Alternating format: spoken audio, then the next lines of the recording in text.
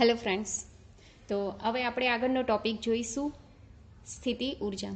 હવે જો ગઈકાલે મેં તમને એક પીડીએફ મોકલી છે જેની અંદર સરકારની ગાઈડલાઈન મુજબ આ વર્ષ માટે ખાલી પૂરતું આ વર્ષ માટે જે કોરોના મહામારીના કારણે સરકારે સિલેબસ ઓછો કરવાનો નિર્ણય કર્યો છે, જેમાં 30% સિલેબસ ઓછો કર્યો છે. અને એ બી આખા ચેપ્ટર કેન્સલ નથી કર્યા, પરંતુ દરેક ચેપ્ટરમાંથી અમુક પોર્શન, અમુક થિયરી, અમુક સ્વાધ્યાય, ઉદાહરણના દાખલા એ બાકાત કર્યા છે અભ્યાસક્રમમાંથી અત્યારે હાલ પૂરતું, ખાલી માત્ર આ જ વર્ષ પૂરતું. એટલે તમે જોઈ લેજો એ પીડીએફમાં.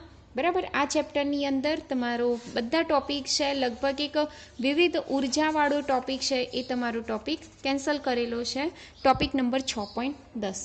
બરાબર, એના સિવાય બીજા બધા ટોપિક છે. તો આપણે હવે આગળનો ટોપિક લઈશું સ્પ્રિંગની સ્થિતિ ઉર્જા.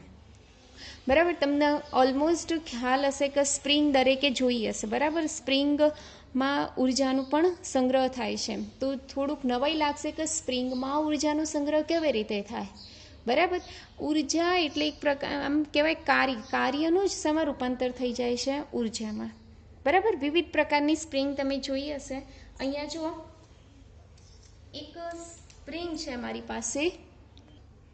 તો જુઓ, અહીંયા એક સ્પ્રિંગ બતાવી છે. આ સ્પ્રિંગ જનરલી પેનમાં યુઝ થાય છે. પેનની અંદર જો આ સ્પ્રિંગ ના હોય તો પેન નકામી થઈ જાય છે, પેન કોઈ જ કામની નહીં છે. આટલી સ્પ્રિંગ જેને લોખંડના તારના આમ હેલિકલ શેપમાં આવી રીતના ગોઠવી દીધા છે, જેને તમારે ખેંચવી હોય તો ખેંચી શકો છો, અને આમ દબાવી હોય તો બી તમે દબાઈ શકો છો. બરાબર, અહીંયા જો સ્પ્રિંગની 3 કન્ડિશન દેખાય છે ને દરેકના. તો 3 કન્ડિશનની અંદર વાત કરીએ તો આ પ્રથમ કન્ડિશન, જેમાં મેં ના તો સ્પ્રિંગ ઉપર તણાવ આપેલું છે, ના તો સ્પ્રિંગ ઉપર ખેંચાણ બળ આપેલું છે. સ્પ્રિંગનો એક છેડો એક બ્લોક સાથે જોડેલો છે અને બીજો છેડો દિવાલ સાથે જોઈન્ટ કરેલો છે. બરાબર, હવે આ કિસ્સામાં મેં કોઈ જ કાર્ય કર્યું નથી, એટલે આવા કિસ્સામાં મારું કાર્ય કેવું થશે? 0. પરંતુ જો આ કિસ્સામાં તમને સ્પ્રિંગ ખેંચાયેલી દેખાય છે, એનો અર્થ હું બ્લોકને ખેંચાણ બળ આપું છું. અને આ કિસ્સામાં સ્પ્રિંગ દબાયેલી દેખાય છે, એનો અર્થ કે હું બ્લોક ઉપર તણાવ બળ આપું છું. બરાબર, આ બે કિસ્સામાં બ્લોકનું સ્થાનાંતર થાય છે. કેટલું? આમાં x જેટલું અને આમાં બી x જેટલું સ્થાનાંતર થાય છે. જેવું તમે સ્પ્રિંગને દબાવો કે ખેંચાવો, આમાં ખેંચ્યું એટલે છોડો એટલે એની વિરુદ્ધ દિશામાં શું કરશે? ગતિ. ખ્યાલ આવી ગયો? આ કિસ્સામાં શું થશે? તમે આ દિશામાં દબાવો છો અને જેવું છોડશો, સ્પ્રિંગ છોડશે એટલે બૂમ, એટલે શું થશે? આખું જે બ્લોક છે વિરુદ્ધ દિશામાં ખેંચાઈ જશે. ખ્યાલ આવે હું શું કહું છું? એટલે અહીંયા જેટલું વધારે દબાવશો એટલું વિરુદ્ધ દિશામાં વધારે બળ ઉત્પન્ન થશે.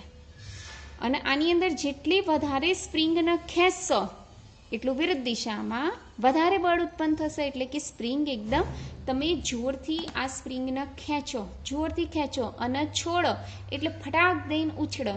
અને જેવું તમે આ સ્પ્રિંગને બહુ જ પ્રેસ આપો, બહુ જ દબાવો, આ સ્પ્રિંગને બહુ જ દબાઈ દો અને પછી છોડો, તો એવી ઉછળો એટલે કે જેટલું તમે એને સ્થાનાંતર આપ્યું હોય એટલું જ એની વિરુદ્ધ દિશામાં શું લાગે?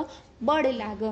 આને કહેવાય છે સ્પ્રિંગ માટે બળનો નિયમ, જે હુક નામના વૈજ્ઞાનિકે આપેલો હતો. આથી સ્પ્રિંગ માટે સ્પ્રિંગ બળ, સ્પ્રિંગનો S અને બળનો F, એટલે કે એનો સિમ્બોલ આપણે વાપરીશું FS. એ FS એટલે કે જે સ્પ્રિંગનું સ્થાનાંતર છે એના સમપ્રમાણમાં હોય. આ ચલે છે ને દૂર કરીને આપણે એક અચળાંક મૂકીશું. એ અચળાંકને કહીશું -kx. એને શું કહીશું? -kx. હવે અહીંયા માઇનસ નિશાની કેમ? કારણ કે જે દિશામાં સ્થાનાંતર ઉદ્ભવે છે એની વિરુદ્ધ દિશામાં શું લાગે છે? બળ. એટલે ચિહ્ન કયું આવશે? માઇનસ. કેને કહેવાય છે સ્પ્રિંગનો બળ અચળાંક. કેને શું કહીશું આપણે? સ્પ્રિંગનો બળ અચળાંક. બરાબર, જેનો એકમ x નીચે જતો રહે એટલે F/S. Fનો એકમ ન્યૂટન અને xનો એકમ મીટર. એટલે સ્પ્રિંગના બળ અચળાંકનો એકમ કયો થશે? ન્યૂટન પ્રતિ મીટર થશે. હવે એનું પારિમાણિક સૂત્ર જોઈએ તો ન્યૂટનનું પારિમાણિક સૂત્ર 112 થાય. એટલે m1L1T-2 આવી રીતના લખાય, m1L1T-2.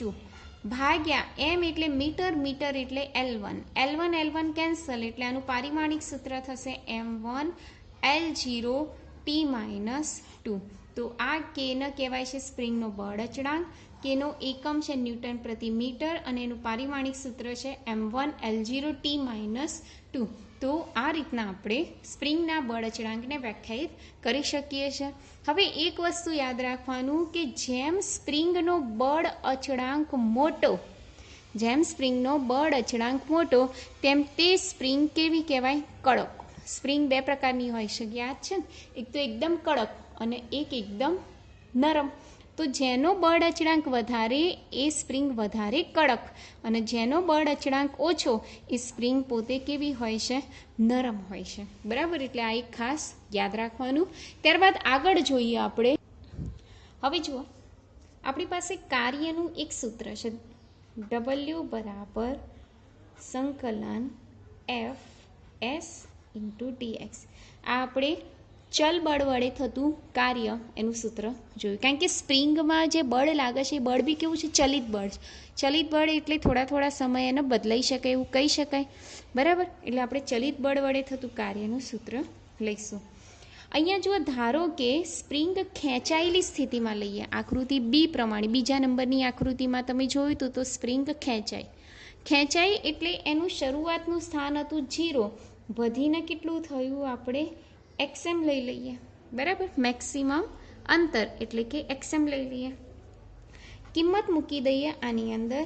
તો fsની કિંમત કેટલી? -kx × dx. બરાબર, -k બહાર આવી જશે, અંદર રહેશે x × dx. લિમિટ લઈશું આપણે 0 થી xm. ચલો, -km xનું સંકલન થશે x²/2. -km 0 થી xm.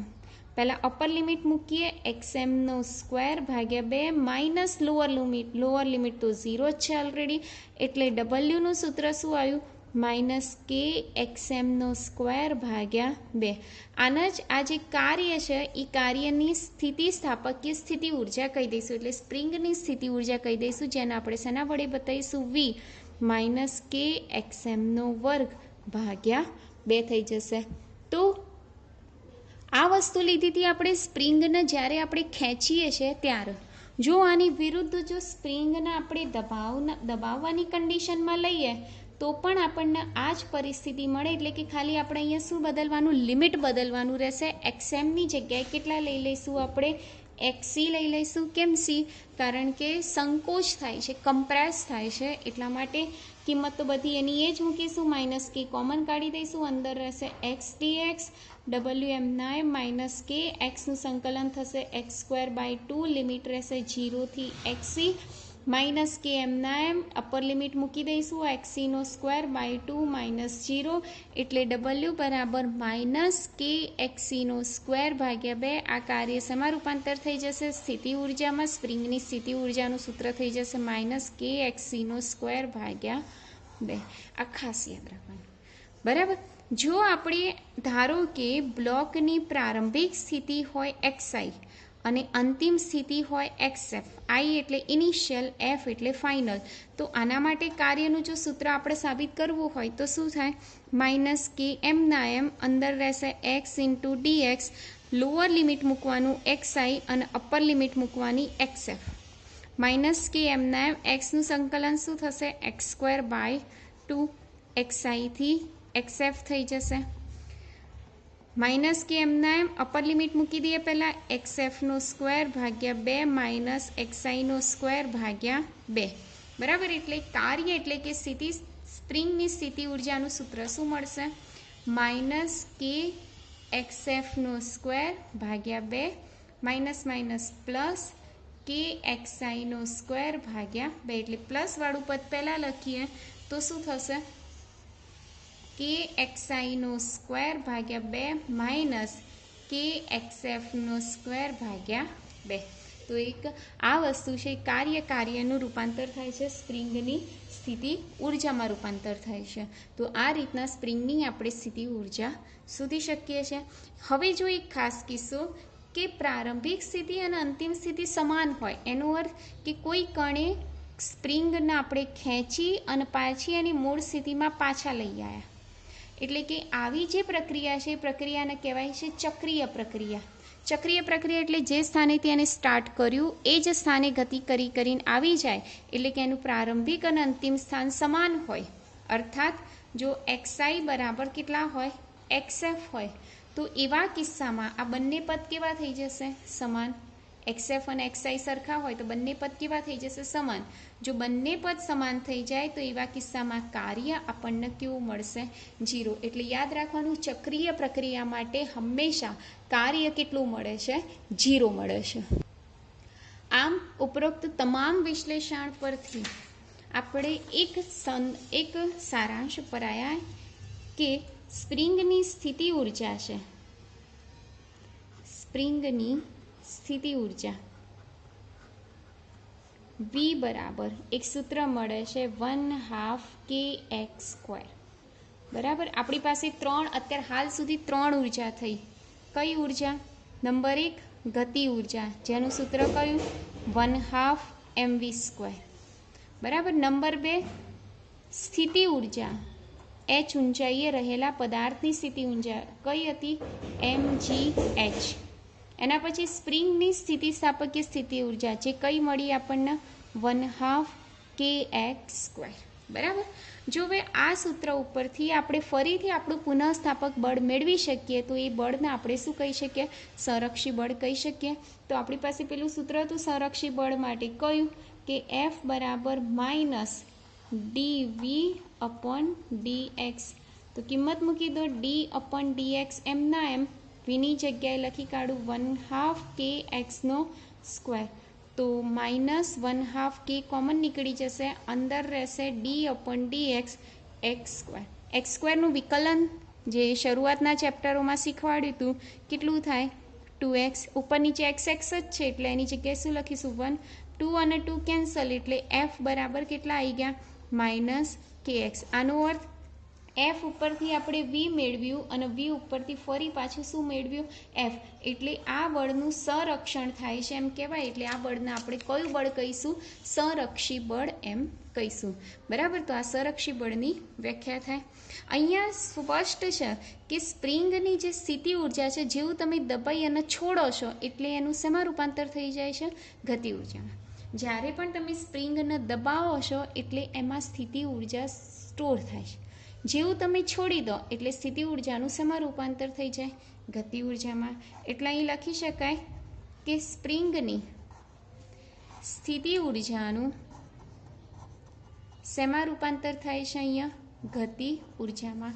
સ્પ્રિંગની સ્થિતિ ઉર્જાનું સૂત્ર 1/2 kx² બરાબર 1/2 mv². જેટલું વધારે તમે ખેંચાણ અનુભવશો એટલે જેટલું વધારે સ્પ્રિંગને ખેંચશો એટલા જ વધારે વેગથી એ બળ વિરુદ્ધ દિશામાં બળ આપશે. બંને બાજુ 1/2 કેન્સલ, તો અહીંયા શું રહેશે, kxm² બરાબર mvm². vmને કરતા બનાવી દઈએ તો પહેલાં vm² બરાબર શું લખાય, k/m xm². તો vm બરાબર શું થશે, વર્ગમૂળમાં k/m × xm. બરાબર. તો આ મહત્તમ વેગનું સૂત્ર મળશે, vmનું સૂત્ર પ્રાપ્ત થશે. તો આ વાત કરી આપણે મહત્તમ વેગની વાત કરી. બરાબર. તો આ રીતના સ્પ્રિંગની સ્થિતિસ્થાપકીય સ્થિતિ ઉર્જાનો ટોપિક પૂરો થાય છે. ત્યારબાદ આપણે આગળનો ટોપિક જોઈએ. એ પહેલાં હું તમને એક સહેજ આલેખ વિશે માહિતી આપી દઉં. જો અહીં હવે યાંત્રિક ઉર્જાના સંરક્ષણના નિયમ મુજબ યાંત્રિક ઉર્જા એટલે બરાબર શું લખાય, ગતિ ઉર્જા વત્તા સ્થિતિ ઉર્જા. ગતિ ઉર્જા કઈ છે, 1/2 mv². અને સ્થિતિ ઉર્જા કઈ છે, 1/2 kx². આવું લખી શકીએ. એક વસ્તુ યાદ રાખવાનું, જ્યારે વેગ 0 હોય એટલે કે પદાર્થ ગતિ ના કરતું હોય ત્યારે એ સ્પ્રિંગ મહત્તમ સ્થિતિ ઉર્જા ધરાવે છે. એટલે ત્યારે શું લખવાનું આપણે, kxm. બરાબર. એટલે જ્યારે પણ આ ઝીરો હોય, ગતિ ઉર્જા ઝીરો હોય, ત્યારે એની પાસે જે સ્થિતિ ઉર્જા છે કેટલી હશે? 1/2 xm². અને જ્યારે એની સ્થિતિ ઉર્જા ઝીરો હશે ત્યારે એની પાસે મહત્તમ ગતિ ઉર્જા હશે, એટલે 1/2 mvm². એ વખતે આ કેવું થશે? 0. એક વસ્તુ યાદ રાખવાનું, બંને ઉર્જાનો જે સરવાળો છે, સરવાળો કેવો થવો જોઈએ? સરખો. 3 કિસ્સામાં. દાખલા તરીકે બેસ્ટ એક્ઝામ્પલ આપી દઉં. આ ધારો કે 5 હોય અને આ ધારો કે 5 હોય, તો 5 + 5 કેટલા થયા? 10. પરંતુ જ્યારે આ 0 હોય ત્યારે આનું મૂલ્ય કેટલું હોય? 10. તો 10 + 0 કેટલા થાય? 10. હવે આ 0 હોય ત્યારે આનું મૂલ્ય કેટલું હોવું જોઈએ? 10. એટલે આના બરાબર બી કેટલા? 10. આ 3 કિસ્સામાં યાંત્રિક ઉર્જા તો કેવી રહેશે? અચળ. એવું જ ધારવાનું છે. તો એના માટે એક આલેખ છે ઉર્જા વિરુદ્ધ અંતરનો. બરાબર. કેવી રીતના? તો જુઓ, આપણે સ્થિતિ ઉર્જા માટે આવો આલેખ બતાવીશું. સ્થિતિ ઉર્જા એને આપણે યુ માટે આપણે યુ બતાવી દેવાનું આ રીતના, અને ગતિ ઉર્જા માટે આ રીતના આલેખ બતાવીશું. ખ્યાલ આવ્યો? એટલે આ જે આલેખ છે ઊંધો યુ, આ એ શેના માટે છે? ગતિ ઉર્જા. અને આ શેના માટે છે? તો સ્થિતિ ઉર્જા. દરેકે દરેક પોઈન્ટ ઉપર આપણને આ જે કુલ ઉર્જા છે, આ શેના માટે છે? કુલ ઉર્જા. એ કેવી મળે છે? દરેકે દરેક પોઈન્ટ ઉપર સરખી મળે છે. તો આ બિંદુ પાસે જો બંને અડધી અડધી છે, તો અડધી વત્તા અડધી એટલે આખી થઈ જાય. તો આખી અહીંયા મળી ગઈ મેક્સિમમ. આ બિંદુ પાસે જુઓ તો અહીંયા સ્થિતિ ઉર્જા 0 છે, ગતિ ઉર્જા મહત્તમ છે, તો પણ આપણને આ બંનેનો સરવાળો અહીંયા જ મળે છે. બરાબર. તે રીતના દરેકે દરેક બિંદુ પાસે બંને ઉર્જાઓનો સરવાળો કેટલો થવો જોઈએ? સરખો. એને કહેવાય છે યાંત્રિક ઉર્જાના સંરક્ષણનો નિયમ. ત્યારબાદ આપણે એક અગત્યનો પોઈન્ટ જોઈશું, જેને આપણે કહીએ છીએ પાવર. પાવર નામ સાંભળતા જ આમ પાવર આવી જાય, હે ને? પાવર શબ્દ જેવો છે. બરાબર. હવે જુઓ, જનરલી કાર્ય તો બધા જ કરે, પરંતુ કોણ કેટલા સમયમાં પૂરું કરે છે એના ઉપર એનો પાવર હોય. બરાબર. દાખલા તરીકે કોઈ એક વ્યક્તિ છે જે એક કામ 4 દિવસમાં પૂરું કરે છે. બરાબર. જ્યારે બીજો વ્યક્તિ છે એ એક કામ 2 દિવસમાં પૂરું કરે છે. એટલે જે વ્યક્તિ ઓછો સમય લગાડે છે એની પાસે પાવર વધારે, એનો મતલબ એની દિમાગ પાવર તેજ કહેવાય, એવું કહેવાય. અને જે વ્યક્તિ વધારે સમય લગાડે છે એનો પાવર કેવો કહેવાય? ઓછો. એટલે કાર્ય કરતાં પણ એક ચડિયાતી ભૌતિક રાશિ, જેને કહેવાય છે પાવર. બરાબર. એટલે જ્યારે આપણે કાર્યના સમય વડે ભાગી નાખીએ, જેને કહેવાય છે કાર્ય કરવાનો સમય દર, જેને શું કહીએ છીએ આપણે? કાર્ય કરવાનો સમય દર. એ ભૌતિક રાશિને આપણે કહીશું પાવર. કાર્ય કરવાના સમય દરને શું કહેવાય છે? પાવર કહીએ છીએ. બરાબર. હવે જેનો સમય ઓછો લે, કાર્ય કરવા માટે સમય ઓછો લે, એનો પાવર વધારે, એટલે વ્યસ્ત પ્રમાણ થઈ ગયું. જે સમય ઓછો પાવર વધારે, સમય વધારે પાવર ઓછો. એનો અર્થ પાવરનો સિમ્બોલ આપણે કયો બતાવીએ છીએ? પી. અને આપણે સરેરાશ પાવર કહીશું. કાર્ય એટલે W અને સમય એટલે ટી. એવરેજ, સરેરાશ એટલે એવરેજ, એવી રીતના બતાવીશ. જ્યારે આપણે સૂક્ષ્મ સમય માટેની વાત કરીએ, સમયના સૂક્ષ્મ અંતરાલ માટે, કોના સમય એટલે કે સમયના સૂક્ષ્મ અંતરાલ માટેની વાત કરીએ, તો એ વખતે આપણું જે ઉપરનું જે સરેરાશ પાવર છે, એ સરેરાશ પાવર શેમાં રૂપાંતર પામી જાય? તાત્કાલિન પાવરમાં રૂપાંતર પામી જાય. શેમાં રૂપાંતર પામે? તાત્કાલિન. એટલે એવરેજ નીકળી જાય, ખાલી શું રહેશે? પી. અહીં ડબલ્યુની જગ્યાએ શું થઈ જશે? DW. અને ટીની જગ્યાએ શું થઈ જશે? DT. ખ્યાલ આવી ગયો? એટલે આ પણ એક પાવરનું સૂત્ર કહેવાય. હવે ખાસ DMના એમ ડબલ્યુની જગ્યાએ આપણે લખીએ છીએ F ઇન્ટુ સ્થાનાંતર, એટલે FR લખી કાઢીએ, ભાગ્યા DT. એટલે કાર્ય બરાબર બળ ગુણ્યા સ્થાનાંતર. F બહાર નીકળી જશે, તો અંદર શું રહ્યું? DR/DT. dr/dt. અંતરનું સમયની સાપેક્ષે એક વખત વિકલન, જેના આપણે શું કહીએ છીએ? વેગ કહીએ છીએ. એટલે આ પાવરનું ત્રીજું સૂત્ર, આ પહેલું, આ બીજું અને આ ત્રીજું. સરેરાશ પાવર, તત્કાલીન પાવર, આ બી તત્કાલીન પાવર. બે સદિશોનો કેવો ગુણાકાર છે? અદિશ. અને અદિશ ગુણાકાર આપણને કઈ ભૌતિક રાશિ આપે? અદિશ ભૌતિક રાશિ આપે. બરાબર. તો આ થયું તત્કાલીન પાવર. હવે એના એકમોની વાત કરી લઈએ. તો જો એકમોની વાત કરીએ તો પાવરના સૂત્ર ઉપરથી એનું એકમ, પાવરના એકમો જોઈએ. તો કાર્યનો એકમ આપણે જોઈએ તો કયો? જૂલ. સમયનો એકમ જોઈએ તો સેકન્ડ. એટલે એનું એક એકમ કયો થાય? જૂલ પર સેકન્ડ. અથવા એને વોટ પણ કહેવાય છે. શું કહેવાય છે? વોટ. જે કોના નામ ઉપરથી પડે છે? તો જેમ્સ વોટ, જે વરાળ યંત્રના શોધકમાંથી એક હતા. જેમ્સ વોટના નામ ઉપરથી એનો એકમ કયો પડે છે? વોટ પડે છે.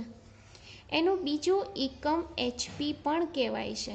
HP એટલે હોર્સ પાવર. HP એટલે હોર્સ પાવર. બરાબર. 1 HP બરાબર 746 વોટ. 1 HP એટલે કેટલા કહેવાય? 746 વોટ. ઘણી જે મોટરો છે એ મોટરોની ઉપર HPમાં પાવર આપેલો હોય છે, એટલે કે હોર્સ પાવરમાં એનો પાવર આપેલો છે. કારણ કે હોર્સ પાવર કેવા એકમો છે? મોટા એકમો છે. ઘણીવાર આપણે મેગાવોટ પણ કહીએ છીએ. બરાબર. કિલોવોટ પણ કહીએ છીએ. તો બધા શું છે? પાવરના એકમો છે ખાસ. એનું પારિમાણિક સૂત્ર, પાવરનું પારિમાણિક સૂત્ર. તો જૂલનું પારિમાણિક સૂત્ર તો ખ્યાલ છે, m1L2T-2.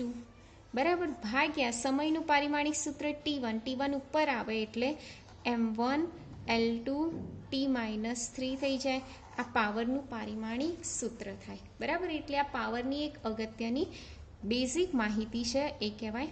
પછી ઘણીવાર તમે જોયું હોય તો આપણા જે ઘરનું બિલ છે એ શેમાં આવે છે? યુનિટમાં આવે છે. બરાબર. યુનિટમાં એટલે 1 યુનિટ, 2 યુનિટ, 3 યુનિટ, ક્યારેક 300 યુનિટ, 200 યુનિટ, 500 યુનિટ, એવા યુનિટમાં આવે છે. અને 1 યુનિટના આટલા રૂપિયા કે 5 રૂપિયા, 6 રૂપિયા હોય છે. એ પ્રમાણે તમારા ઘરનું લાઇટ બિલ બનતું હોય છે. તો એ જે યુનિટ છે એ યુનિટ શું છે? તો 1 યુનિટ એટલે 1 કિલોવોટ અવર. 1 યુનિટ બરાબર શું લખાય? 1 કિલોવોટ અવર. બરાબર. કિલો એટલે 10^3 અને અવર એટલે 3600 સેકન્ડ. 1 કલાકમાં કેટલી સેકન્ડ હોય? 3600 સેકન્ડ હોય. એટલે 1 યુનિટ બરાબર 3600 ગુણ્યા 10^3 વોટ ઇન્ટુ સેકન્ડ. બરાબર. એટલે આ નામ લખાય 36 ગુણ્યા 10^5 વોટ ઇન્ટુ સેકન્ડ, એટલે જૂલ લખાય. વોટ ઇન્ટુ સેકન્ડ એટલે શું લખાય? જૂલ. દેખાય છે ને? સેકન્ડ આ બાજુ જતા રહે તો વોટ ઇન્ટુ સેકન્ડ બરાબર શું થઈ જાય? જૂલ. તો આટલી ઉર્જા બિલ એટલે કે આટલું યુનિટ બળ્યું. 36 ગુણ્યા 10^5 જૂલ જેટલી ઉર્જા તમારી વપરાઈ એવું કહેવાય છે. દાખલા તરીકે 1 વોટનો બલ્બ છે.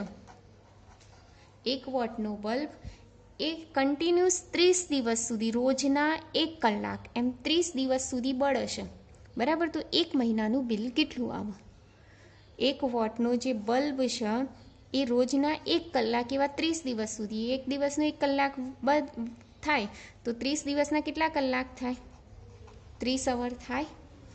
એટલે આનું જે દાખલા તરીકે 100 વોટ લઈ લઈએ. બરાબર. હવે 100 વોટ લઈ લઈએ એટલે આ બંનેનો ગુણાકાર જ કરી દેવાનો. એટલે 100 ગુણ્યા 30 વોટ અવર. 100 ગુણ્યા 30 એટલે 3000 કહેવાય વોટ અવર. 3000 એટલે શું લખાય? 3 કિલો વોટ અવર. એટલે તમારા ઘરનો જે યુનિટ કેટલો બળ્યો? 3 યુનિટ બળ્યો. અને 3 યુનિટ એટલે તમારું એ પ્રમાણે બિલ બને. તો આ વાત કરીને પાવરની આજના લેક્ચર પૂરતું આટલું રાખીએ. બાકીનું આવતીકાલે બરાબર એના લખાણ હું તમને સેન્ડ કરી દઉં છું. Thank you.